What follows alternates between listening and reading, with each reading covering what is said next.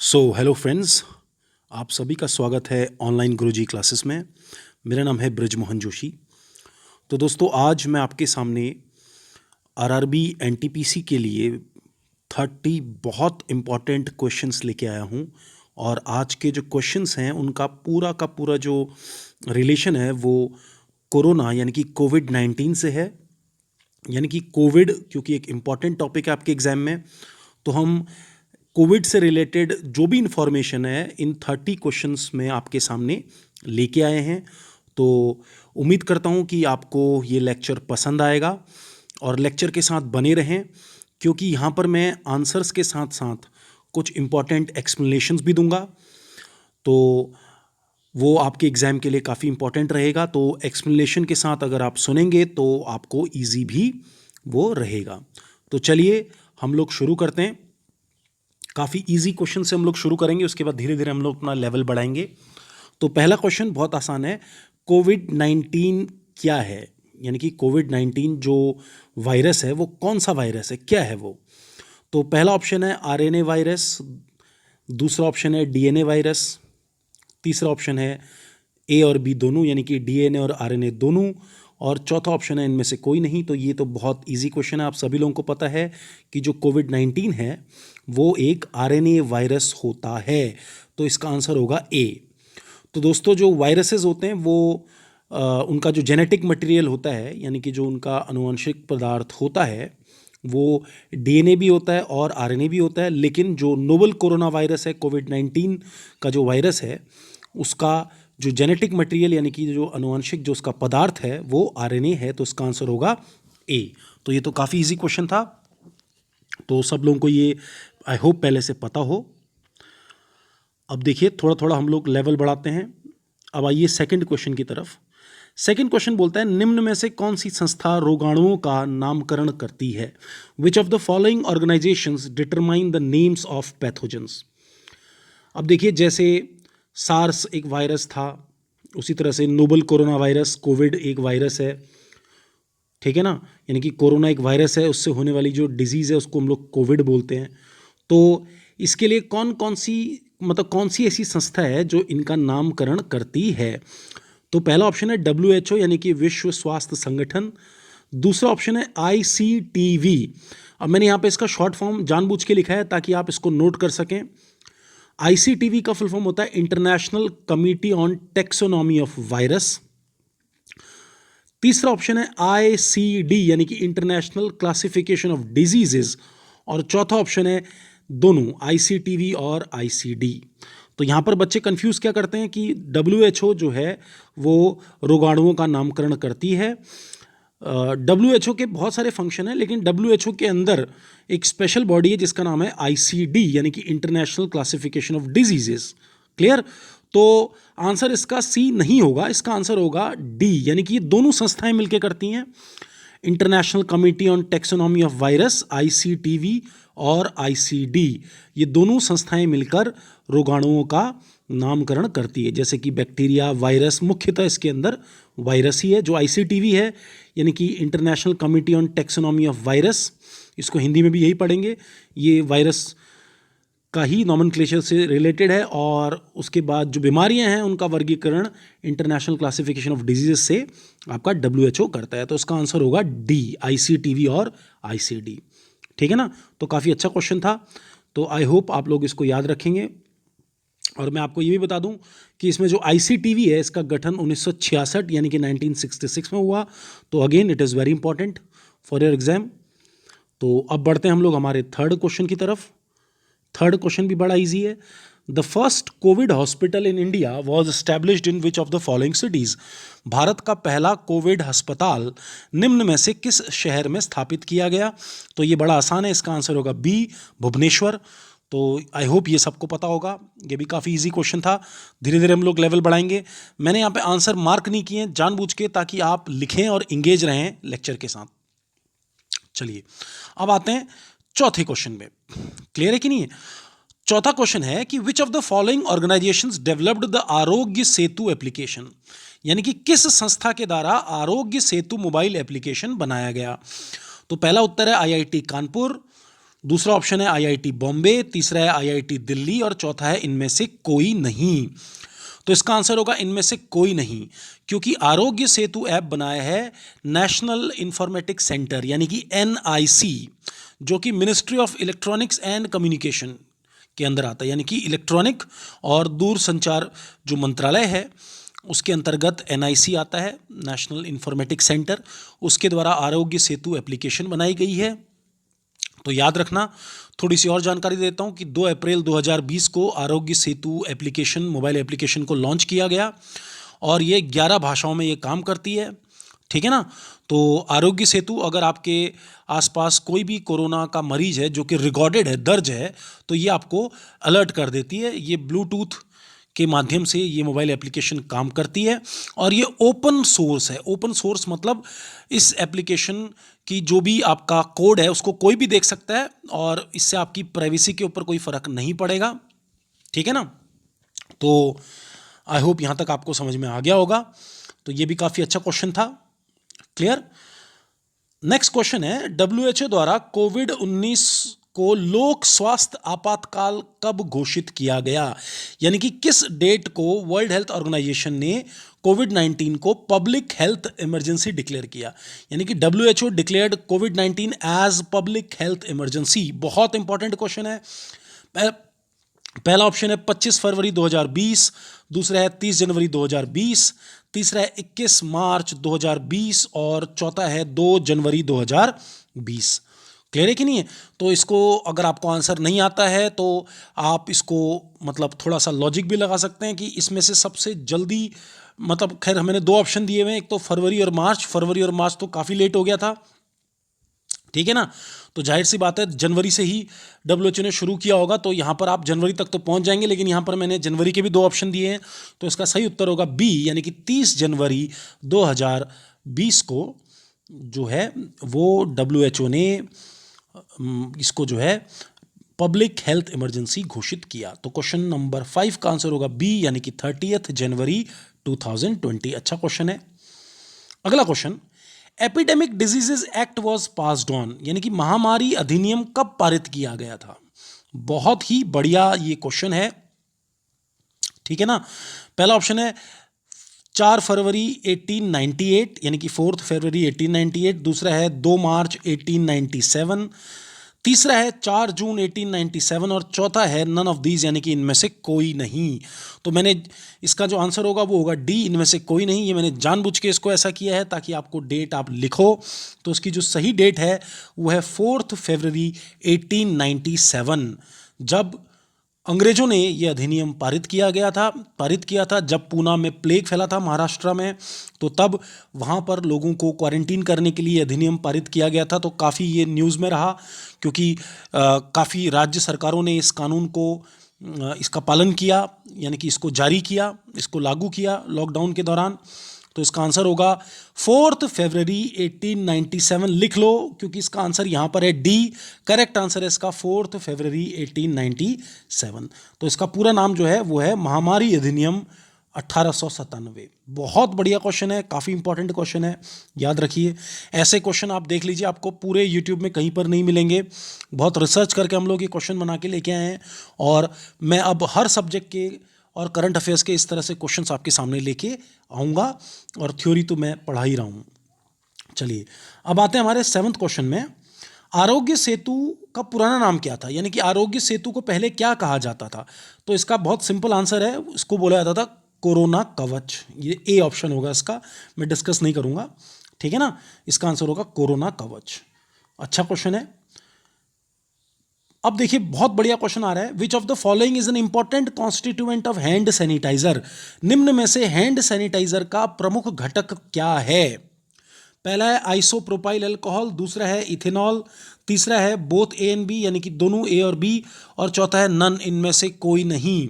तो आप देखना, जो हैंड सैनिटाइजर होते हैं उसमें केवल 2 ही प्रकार की अल्कोहल यूज होती हैं, यानी कि आइसोप्रोपाइल अल्कोहल और एथेनॉल। इसके अलावा कोई भी अल्कोहल उसमें यूज़ नहीं हो सकती है।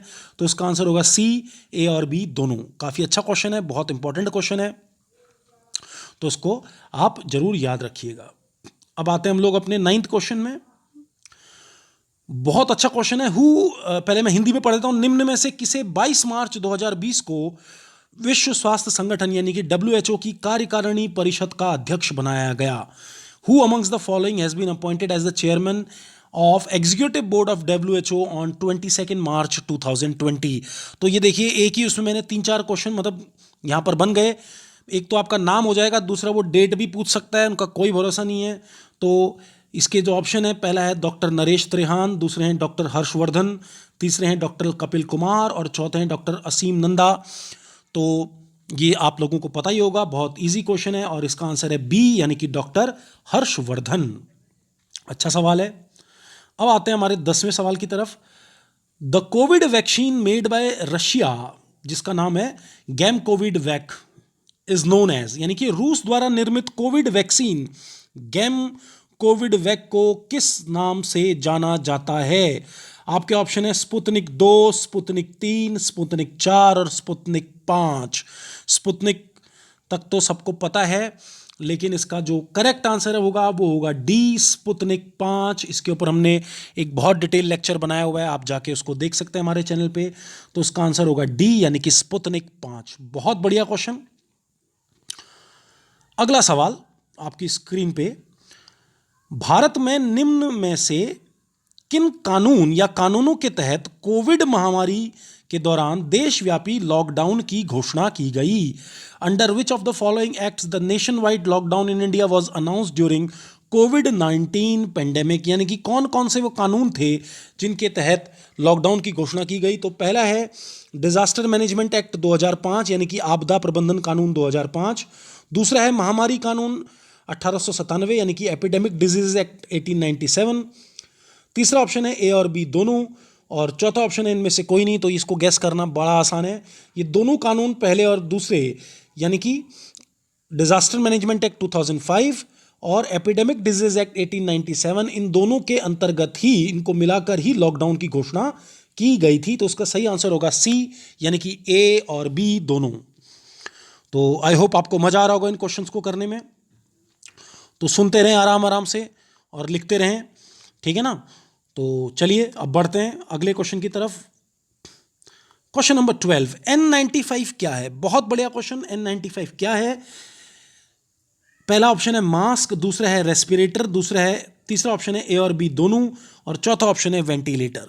तो देखिए, बहुत सारे स्टूडेंट्स कंफ्यूज होते हैं कि N95, क्योंकि आम भाषा में उसको मास्क बोलते हैं, लेकिन N95 मास्क नहीं है। N95 को तकनीकी भाषा में रेस्पिरेटर कहा जाता है। और इसको N95 क्यों बोलते हैं? क्योंकि ये जीवाणुओं से, एलर्जी से 95% तक आपकी रक्षा कर सकता है, यानी कि डस्ट, एलर्जी, वायरस, बैक्टीरिया, ये सब 95% तक प्रोटेक्शन ही प्रोवाइड करता है। इसीलिए हम इसको जो है क्या बोलते हैं, रेस्पिरेटर बोलते हैं। तो इसको मास्क नहीं बोलेंगे, इसको रेस्पिरेटर बोलेंगे। तो बहुत ध्यान से इसको सुनिएगा। अब आता है क्वेश्चन नंबर 13। क्लियर है कि नहीं? तो क्वेश्चन नंबर 13 बहुत ज़्यादा इंपॉर्टेंट है, क्योंकि WHO काफ़ी न्यूज़ में रहा है, ठीक है ना। तो ये ऐसा क्वेश्चन है जो मैं, इसका आंसर अगर आप चाहें तो मैं आपको बताऊंगा, लेकिन मैं ये आपके ऊपर छोड़ रहा हूँ ताकि आप इसको, क्योंकि आसानी से ये क्वेश्चन बहुत इजी है, ठीक है ना। और आपको मिल जाएगा ये कहाँ पर, किसी भी नेट के अंदर, कि WHO की स्थापना कब हुई, क्योंकि सारे आंसर मैं बता दूंगा तो फिर आप भी क्या करोगे, तो कुछ इजी क्वेश्चन आपके लिए भी छोड़ने हैं। और हिंट मैं ये देता हूँ कि उस दिन विश्व स्वास्थ्य दिवस भी मनाया जाता है। तो आई होप जितने लोगों को आंसर पता है वो कमेंट में ज़रूर लिखें, और जो आंसर सही होगा तो मैं कमेंट में लिख दूंगा कि सही आंसर कौन सा है, ठीक है ना।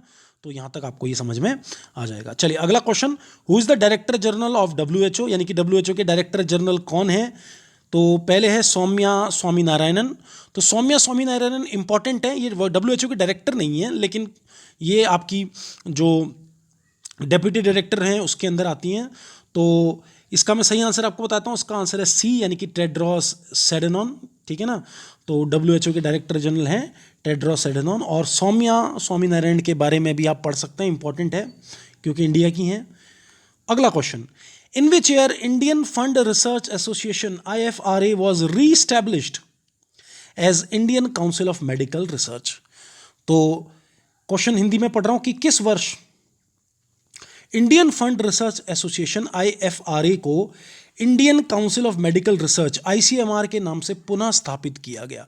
तो ICMR भारत के अंदर जो संस्था है, तो जितनी भी जो बायोमेडिकल रिसर्च होती है उसको ये ICMR नाम की संस्था देखती है और ये स्वास्थ्य मंत्रालय के अंतर्गत आती है। और इसकी जो एक्चुअली में ये जो इंडियन फंड रिसर्च एसोसिएशन है 1911 में ही बन गया था, लेकिन 1949 में इसका नाम बदलकर Indian council of medical research रखा गया। तो Indian council of medical research corona के टाइम पे काफ़ी ज़्यादा चर्चा में है, तो इसीलिए इसका आंसर होगा 1949, क्वेश्चन नंबर 15 का। अब देखिए आपकी स्क्रीन पे question number 16, who is the current director general of ICMR, यानी कि वर्तमान में ICMR के डायरेक्टर जनरल कौन है। बहुत इंपॉर्टेंट क्वेश्चन है। A Balram Bhargava, B Nandita Patni, C Abhishek Goyal या D उपरोक्त कोई नहीं। तो इसका आंसर होगा बलराम भार्गव। बहुत इंपॉर्टेंट है, तो यहां तक आपको समझ में आ गया होगा। अब आते हैं क्वेश्चन नंबर 17 की तरफ। Who is the x officio chairman of national disaster management authority, यानी कि राष्ट्रीय आपदा प्रबंधन प्राधिकरण का पदेन सभापति कौन होता है। पदेन मतलब वो परमानेंट मेंबर नहीं है, लेकिन उसका चेयरमैन है। तो ऑप्शन है आपका प्रधानमंत्री, दूसरा ऑप्शन है गृह मंत्री, तीसरा ऑप्शन है भारत का राष्ट्रपति और चौथा ऑप्शन है रक्षा मंत्री। तो इसका आंसर होगा प्रधानमंत्री, यानी कि prime minister. So the correct answer will B prime minister, यानी कि प्रधानमंत्री। So it's an easy question. Clear. तो डिजास्टर मैनेजमेंट एक्ट 2005 में पास हुआ था। तो जो आपदा प्रबंधन कानून है वो 2005 में पारित हुआ था और लॉकडाउन में उसका काफ़ी उपयोग हो रहा है। और the disaster management act was pass in the 2005. It is used during lockdown to impose various kind of restrictions and prime minister is its ex officio chairman. अगला क्वेश्चन, कोविड के दौरान विदेश में फंसे भारतीयों के लिए विशेष उड़ान योजना का नाम क्या है। The special flight programme for Indians stuck abroad during कोविड-19 इज नोन एज। बहुत आसान क्वेश्चन है, आपको इसका आंसर आता होगा। पहला ऑप्शन है स्वदेश योजना, दूसरा आंसर है वंदे मातरम योजना, तीसरा है वंदे भारत योजना और चौथा है वंदे भूमि योजना। तो उसका सही जवाब होगा सी, यानी कि वंदे भारत योजना। फटाफट क्वेश्चन नंबर 19 में आते हैं। हाथ में पकड़कर मानव शरीर का तापमान मापने में प्रयुक्त थर्मल स्कैनर में किस विद्युत चुंबकीय किरण का प्रयोग होता है। The hand held non contact thermal temperature scanner use which electromagnetic wave for measuring human body temperature. तो इसके ऑप्शंस हैं इंफ्रारेड, दूसरा ऑप्शन है अल्ट्रावायलेट यानी कि पराबैंगनी, तीसरा है माइक्रोवेव यानी कि सूक्ष्म तरंग, चौथा है नॉन ऑफ दीज यानी कि उपरोक्त में से कोई नहीं। तो आपको पता है हीट को सेंस कौन करती है, इंफ्रारेड करती है। तो इसका आंसर क्या होगा, इंफ्रारेड, यानी कि A. The correct answer will be infrared and A. Now moving on to question number 20। Question number 20 की तरफ बढ़ते हैं। Which of the following test are use to detect covid infection in a person. इनमें से कौन से test किसी व्यक्ति के शरीर में कोरोना वायरस संक्रमण की पुष्टि करते हैं। पहला ऑप्शन है PCR, दूसरा ऑप्शन है रैपिड एंटीजन, तीसरा है लेटरल फ्लो एसे और चौथा है ऑल ऑफ द अबव। तो दोस्तों ये सारे ही टेस्ट, यानी कि इसका आंसर होगा डी, उपरोक्त सभी, PCR, रैपिड एंटीजन और लेटरल फ्लो एसे, ये तीनों ही टेस्ट कोरोना वायरस की पुष्टि के लिए उपयोग में होते हैं। लेकिन भारत में जो दो टेस्ट काफ़ी अभी पॉपुलर हैं वो हैं PCR और रैपिड एंटीजन। क्वेश्चन नंबर 21 हमारा PCR से रिलेटेड है। PCR का अर्थ क्या है, what is the meaning of PCR। तो पहला ऑप्शन है पोटेंट चेन रिएक्शन, दूसरा है पेरेंट चेन रिएक्शन, तीसरा है पॉलीमरेज चेन रिएजेंट और चौथा है नन ऑफ दीज, यानी कि उपरोक्त में से कोई नहीं। तो इसका आंसर होगा डी, नन ऑफ दीज, क्योंकि PCR का फुल फॉर्म होता है, दोबारा याद रखना, पॉलीमरेज चेन रिएक्शन। क्या होता है, polymerase chain reaction. The correct answer will B polymerase chain reaction and option D. Next question, corona योद्धाओं के लिए भारत सरकार द्वारा कितने राशि की बीमा सहायता प्रदान की गई है? The Indian government has announced an insurance package for corona warriors worth A 20 lakh, B 50 lakh, C 30 lakh और डी 10 लाख। तो उसका करेक्ट आंसर होगा बी 50 लाख। तो आप भी इसको सॉल्व करते रहिए और देखिए आपके कितने सही होते हैं और अपने स्कोर जरूर हमें पोस्ट करिए। Question number 22, PM care fund का गठन किया गया, यानी कि PM cares fund was established on. तो दोस्तों आपको पीएम केयर्स फंड के बारे में तो पता ही है। आजकल जो पीएम केयर्स फंड है वो काफ़ी चर्चाओं में है और सबसे बड़ा जो चर्चा का विषय है पीएम केयर्स फंड के लिए, वो चर्चा का विषय ये है कि इसकी ऑडिटिंग जो है उसके लिए क्या प्रक्रिया होगी, क्योंकि सरकार इसकी ऑडिटिंग करवाने को तैयार नहीं है। तो पहला ऑप्शन है 28 मार्च 2020, दूसरा 21 मार्च 2020, तीसरा 14 मार्च 2020 और चौथा 14 अप्रैल 2020। तो इसका आंसर होगा ए 28 मार्च 2020। तो आई होप यहाँ तक आपको समझ में आ गया होगा। अब आइए क्वेश्चन नंबर 23 में, minimum donation to PM cares fund. PM care fund में न्यूनतम अनुदान राशि कितनी है? तो ये बहुत आसान है। ऑप्शन देखिए, 1 रुपये, 10 रुपये, 50 रुपये और 100 रुपये। तो इसका सही उत्तर होगा 10 रुपये, यानी कि ऑप्शन बी। क्वेश्चन नंबर 24, भारत की किस कंपनी द्वारा कोरोना वैक्सीन के लिए ऑक्सफोर्ड यूनिवर्सिटी के साथ साझेदारी का फैसला किया गया है? Which Indian company has partnered with Oxford University for covid vaccine trial? Option है doctor Reddy labs, option B है serum institute of India, option C Cipla और ऑप्शन डी सन फार्मा। तो इसका सही उत्तर होगा option B Serum institute of India. बहुत ही ज्यादा इंपॉर्टेंट क्वेश्चन है। अगला क्वेश्चन, क्वेश्चन नंबर 25, महामारी के समय संक्रमण से बचाव के लिए आमतौर पर स्वास्थ्य कर्मियों के द्वारा प्रयोग में लाए जाने वाले सूट को क्या कहते हैं?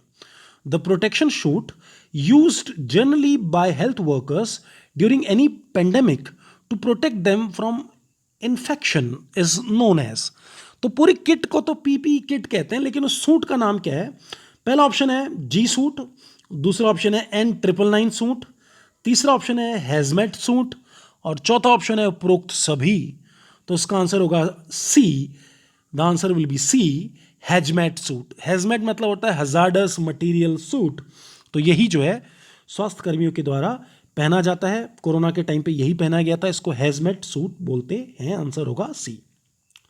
अब आइए क्वेश्चन नंबर 26 में, the central government announced a package to tackle corona is of worth. Corona से हुए नुकसान की क्षतिपूर्ति हेतु केंद्र सरकार द्वारा कितनी राशि के पैकेज की घोषणा की गई है? तो काफी आसान है। पहला ऑप्शन है 20,000 करोड़, 20,000 करोड़, दूसरा ऑप्शन है 20 लाख करोड़ यानी कि 20 लाख करोड़, तीसरा ऑप्शन है 50,000 करोड़ यानी कि 50,000 करोड़ और चौथा ऑप्शन है 50 लाख करोड़ यानी कि 50 लाख करोड़। तो काफी चर्चा में था।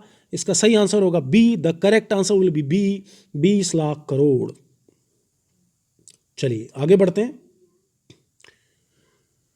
प्रवासी मजदूरों के लिए चलाई गई विशेष रेल सेवा श्रमिक एक्सप्रेस का कितना प्रतिशत व्यय भारतीय रेल द्वारा वहन किया गया?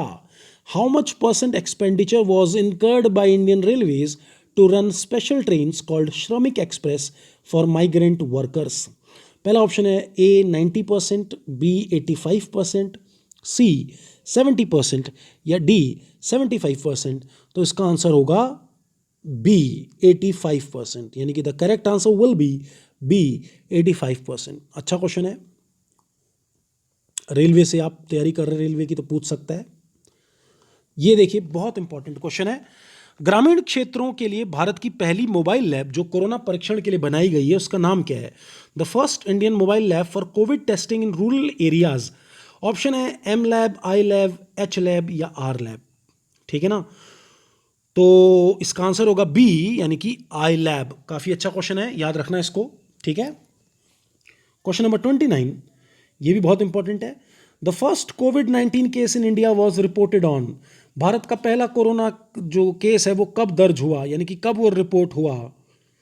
तो ये केरला में रिपोर्ट हुआ था। वहाँ पर एक मेडिकल का छात्र था जो वुहान की मेडिकल यूनिवर्सिटी में पढ़ता था, और ये केस दर्ज हुआ 30 जनवरी 2020 को। तो इसका आंसर होगा ए।